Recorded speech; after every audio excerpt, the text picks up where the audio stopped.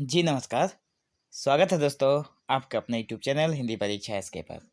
तो आज की इस वीडियो में हम लोग बात करने वाले हैं जून 2010 PYQ MHD 7 के भाषा विज्ञान और हिंदी भाषा के क्वेश्चन आंसर के बारे में। ठीक है, तो जून 2010 के जो प्रीवियस ईयर क्वेश्चन है उसमें एक क्वेश्चन आया हुआ था कि रूपीम की संकल्पना स्पष्ट कीजिए और शब्द निर्माण में रूपीम का प्रकार यह समझाइए। तो हालांकि यहाँ पे दो क्वेश्चन को एक साथ ही पूछ लिया गया है, तो अगर मैं इन दोनों को एक साथ समझा दूं आप लोगों को तो थोड़ा टाइम लगेगा, लेकिन मैं चाहता हूं कि यहाँ पे आप लोगों को अलग अलग समझाऊं। ठीक है, तो रूपिम की संकल्पना को सबसे पहले हम लोग समझेंगे, उसके बाद शब्द निर्माण में रूपिम का क्या प्रकार है उसको भी समझ लेंगे। तो बढ़ते आगे और देखते हैं उत्तर में क्या लिखेंगे। रूपिम मतलब मॉर्फीम, भाषा विज्ञान में सबसे छोटी अर्थपूर्ण इकाई है। मतलब जो हमारे भाषा विज्ञान है या फिर जो भाषा की जो इकाई है उसमें सबसे छोटा पार्ट होता है रूपीम। यह शब्द का वो भाग होता है जो या तो किसी अर्थ को व्यक्त करता है या किसी व्याकरणिक कार्य को पूरा कर सकता है। ठीक है, ये शब्द का ऐसा भाग है जो या तो अर्थ को देगा या फिर व्याकरणिक कार्य को पूरा करेगा। रूपीम की विशेषताएं हैं कुछ।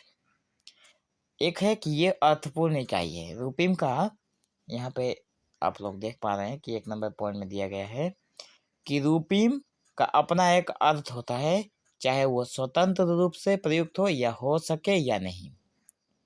रूपीम जो है उसका एक अर्थपूर्ण अपना एक इकाई होता है, अपना एक चैप्टर होता है जिसमें वो स्वतंत्र मतलब स्वाधीन रूप से वो प्रयुक्त हो सकता है या नहीं। दूसरा नंबर पॉइंट है स्वतंत्र और आश्रित रूपीम। मतलब स्वतंत्र रूपीम फ्री मॉर्फीम जो स्वतंत्र रूप से एक शब्द की तरह प्रयुक्त हो सकता है। उदाहरण पुस्तक, घर।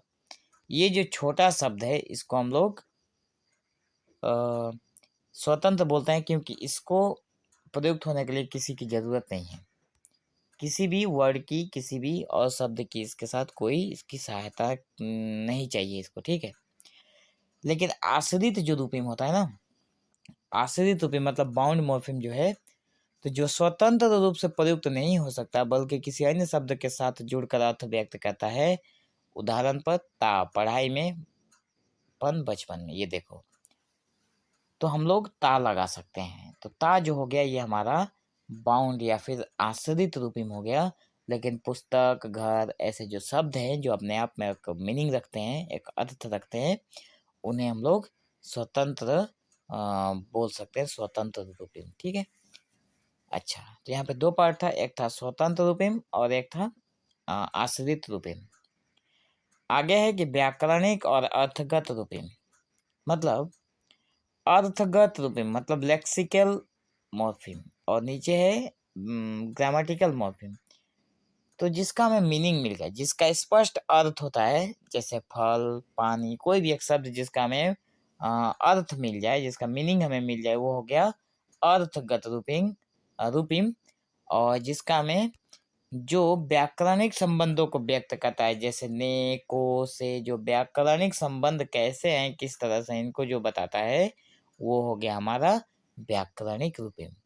उदाहरण के तौर पर हम लोग देख सकते हैं कि पढ़ाई में पढ़ स्वतंत्र रूपीम अर्थ है पढ़ना। ठीक है, पढ़, और आई हो गया आश्रित रूपीम। जैसे मैं बताता हूँ, ये शब्द देखिए पढ़ाई। ठीक है, पढ़ाई में पढ़ हो गया, अपने आप में ये स्वतंत्र है, लेकिन इसी में आई भी है, पढ़ाई। आई जो है वो इसी के ऊपर आश्रित है, इसलिए ये आश्रित रूपीम हो गया और व्याकरणिक भी हो गया।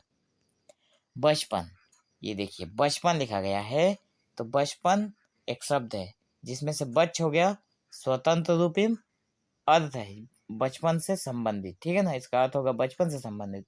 और पन का मतलब हो गया, ये हो गया मतलब नहीं, ये हो गया हमारा आश्रित रूपीम अर्थात ये व्याकरणिक है। तो बचपन। ठीक है, तो आशा करता हूँ आपको ये समझ में आएगा। तो इसके निष्कर्ष में देखेंगे कि रूपीम जो है वो शब्द की संरचना और अर्थ की मूलभूत इकाई है। ये भाषा के निर्माण और व्याकरण को समझने में अत्यंत महत्वपूर्ण भूमिका निभाता है। ठीक है, आगे हम लोग देखते हैं शब्द निर्माण में रूपिंग का प्रकार्य महत्वपूर्ण है। यहाँ पे क्वेश्चन में हमें बताया गया था, जैसे मैंने पहले ही कहा था कि हम लोग इसको 2 पार्ट में समझेंगे। तो एक पार्ट था इसमें रूपिंग की संकल्पना, जिसे हम लोगों ने समझ लिया। शब्द निर्माण में रूपिंग का क्या कार्य है उसको अब देखेंगे, ठीक है। तो ये देखिए, शब्द निर्माण में रूपिम का कार्य है महत्वपूर्ण है, क्योंकि ये भाषा की संरचना और नए शब्दों के निर्माण को समझाने में सहायता करता है। कोई भी नया शब्द जब बनेगा तो उसको समझाने में मदद करता है हमारा कौन, ये रूपिम, ठीक है। रूपिम शब्द की मूल इकाई है। रूपिम जो है वो शब्द की मूल इकाई है। यहाँ पर इकाई का मतलब वो चैप्टर नहीं है, इकाई का मतलब हो गया वो शब्द का वो पार्ट, ठीक है, जो या तो स्वतंत्र रूप से शब्द बनता है या फिर रूपिम के साथ मिलकर नया शब्द निर्मित करता है। अगर आप लोग उदाहरण देखोगे तो समझ जाएंगे। सबसे पहले हम लोग इसे समझ लेते हैं, ठीक है। तो शब्द निर्माण में रूपिम का प्रकार ये क्या है, तो स्वर्णिम स्वतंत्र रूपिम से शब्द निर्माण। स्वतंत्र जो रूपिम होते हैं उनसे शब्द कैसे निर्माण होता है, तो लिखा गया है कि स्वतंत्र रूपिम जो है वो भाषा की सबसे सरल इकाई है, जो अकेले एक शब्द के रूप में प्रयुक्त हो सकती है। उदाहरण पुस्तक, घर, खेल आदि। ये जो स्वतंत्र रूपिम है, ये भाषा के एक स्वतंत्र रूप से इसकी उच्चारण भी हो सकता है और एक शब्द के रूप में भी प्रयुक्त हो सकता है। पुस्तक एक शब्द भी है, घर भी है, खेल भी एक शब्द है आदि। ये शब्द और अर्थ की बुनियादी इकाई होती है। जब ये स्वतंत्र रूपिम जो होती है, इससे शब्द का निर्माण होता है, इसलिए इसे बुनियादी इकाई कहा गया है। मतलब पहला भाग वही है। आश्रित रूपिम से संबंधित जो निर्माण है उसमें बताया गया है कि आश्रित रूपिम स्वतंत्र रूप से शब्द नहीं बना सकती। ये वाला जो है वो आश्रित है, इसका नाम से ही प्रचार है कि ये किसी न किसी के ऊपर डिपेंड है, इसलिए ये अपने खुद के दम पर कोई शब्द नहीं बना सकता, लेकिन अन्य रूपिम के साथ जुड़कर नया शब्द बनाता है, लेकिन दूसरे के साथ मिलकर ये नया शब्द बनाता है। यह मुख्यतः उपसर्ग और प्रत्यय या व्याकरणिक रूप में प्रयोग होता है, ठीक है। तो उपसर्ग, प्रत्यय और व्याकरणिक रूप में जब ये प्रयोग होता है तो ये आश्रित है। उपसर्ग हो गया जिसे हम लोग प्रीफिक्स बोलते हैं, मतलब शब्द के पहले लगता है। अगर मित्र शब्द के पहले अगर अ लग गया तो क्या होगा, अमित्र। तो एक नया शब्द भी बन गया, मित्र शब्द था, उसके आगे अ लग गया तो ये अमित्र हो गया, और अमित्र एक नया शब्द भी बना दिया इसने, ठीक है। अगर प्रत्यय की बात करें तो पढ़ और जुग आई तो हो गया पढ़ाई।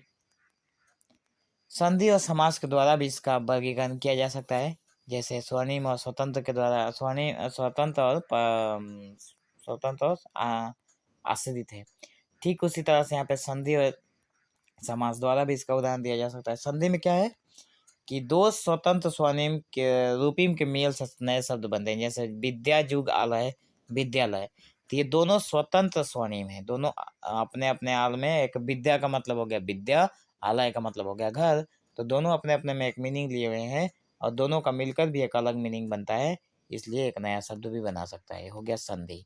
समास में क्या होता है कि स्वतंत्र रूपिमों के संक्षिप्त मेल से अर्थवान शब्द बनते हैं। जैसे जब बड़े बड़े शब्दों का जब छोटा रूप मिलता है तो वहाँ पे भी ये क्या होता है, रूपिम का रूप हमें देखने को मिलता है।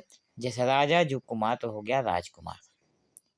शब्दों के व्याकरणिक रूपांतरण भी होता है। व्याकरणिक रूपांतरण में हो गया रूपिम व्याकरणिक परिवर्तन द्वारा शब्दों को नए शब्द में प्रयोग करने में योग्य बनाता है। जैसे उदाहरण लड़का जुग ओ, लड़कों, ये देखो व्याकरणिक तरीके से यहाँ पे ओ का युग हुआ है, ये हो गया बहुवचन। खेल हो गया एक स्वतंत्र स्वर्णिम और ना हो गया आश्रित स्वर्णिम। तो खेल जुगना अर्थात खेलना हो गया एक क्रिया। नई शब्दावली का निर्माण भी होता है, जैसे आप लोगों ने ऊपर देखा ये सारे जैसे लड़कों, खेलना, ठीक है, राजकुमार, विद्यालय, तो ये सारे के सारे शब्द का नए शब्दों की भी निर्माण होती है। तो नए शब्द निर्माण में रूपिम का उपयोग भाषा के विस्तार और विविधता में मदद करता है। उदाहरण के तौर पर जैसे जल जुगयान, जलयान एक नया शब्द है। मित्र जुगता, मित्रता। तो अर्थ और प्रकार की स्पष्टता भी इसमें हमें देखने को मिलती है। उसके बाद हम लोग निष्कर्ष देखेंगे, ठीक है। तो अर्थ और प्रकार कार्य की स्पष्टता क्या है कि रूपिम शब्द के अर्थ और व्याकरणिक भूमिका को स्पष्ट करता है। रूपिम जो है वो शब्द के अर्थ और व्याकरणिक जो भूमिका होती है उसको स्पष्ट करता है। जैसे सुंदर, ठीक है, जैसे सुंदर, तो स्वतंत्र रूपी में हो गया सुंदर, उसका एक मीनिंग है। लेकिन अगर ता लगाएंगे तो हो गया सुंदरता, और ता हो गया इसका आश्रित रूपी में। तो सुंदरता क्या हो गया, एक गुण का हो गया, गुण है एक आदमी के अंदर, ठीक है। निष्कर्ष में तब हम चलते हैं नीचे और निष्कर्ष देखते हैं कि निष्कर्ष में हमारा क्या है कि रूपिम शब्द निर्माण की आधारभूत इकाई है। रूपिम जो है वो शब्द निर्माण की सबसे पहली इकाई है। यह स्वतंत्र और आश्रित रूप में नए शब्द बनाता है, शब्दों का व्याकरणिक रूपांतरण करता है और भाषा की जो विविधता है विकास में योगदान देता है। शब्द निर्माण में रूपिम का सही प्रकार ये भाषा को संरचनात्मक और अर्थपूर्ण बनाना है। तो आशा करते हैं हम कि आपको ये पूरा क्वेश्चन आंसर समझ में आया होगा, और अगर आपको समझ में आया है तो आप चैनल को सब्सक्राइब जरूर करें, वीडियो को लाइक करें और अपने दोस्तों के पास शेयर जरूर करें, ताकि उनको भी इस वीडियो से थोड़ी बहुत तो मदद मिल ही सकेगी, ठीक है। हमारी पूरी कोशिश रहती है कि आप तक नोट्स पहुंचाए जाए, वो भी बिल्कुल सटीक और जेन्युइन नोट्स, ठीक है, ताकि आप एग्जाम में लिख कर आप अच्छे से अच्छे मार्क्स ला सकें। अगर आप हमारा टेलीग्राम का जो ग्रुप है वो ज्वाइन करना चाहते हैं तो डिस्क्रिप्शन में उसका लिंक मिलेगा। आप जाकर वहाँ पर जब ज्वाइन करेंगे तो आपको सारी चीज़ें पीडीएफ के तौर पर भी मिल जाएगी। सो बने रहें चैनल के साथ, मिलते हैं अगले वीडियो में। So thank you for watching this video, have a nice day.